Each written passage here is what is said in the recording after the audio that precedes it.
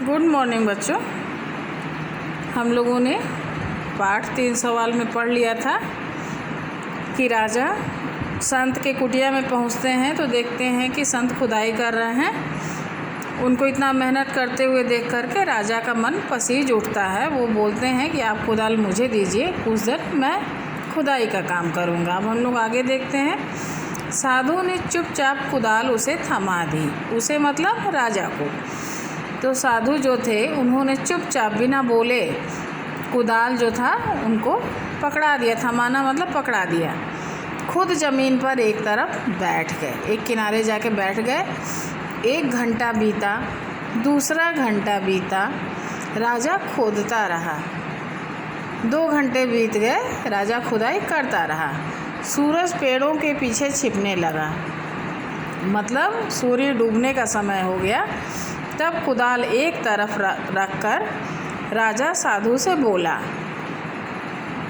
जब शाम होने आ गई तो कुदाल एक तरफ रख कर के राजा साधु से बोलते हैं कि मैं आपके पास 3 प्रश्न लेकर आया हूँ, आपने मेरे प्रश्न का उत्तर नहीं दिया।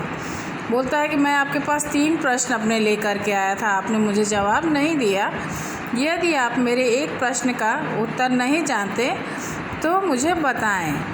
राजा बोलता है कि यदि मेरे एक भी प्रश्न का जवाब आपको नहीं मालूम है तो आप मुझे स्पष्ट कर दीजिए, मैं लौट जाऊंगा, मैं वापस चला जाऊंगा।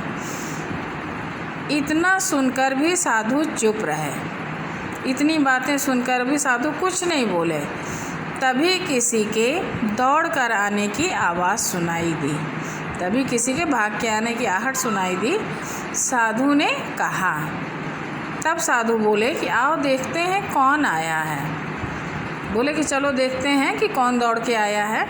राजा ने मुड़कर देखा, एक आदमी दौड़ता हुआ वहीं आ रहा था।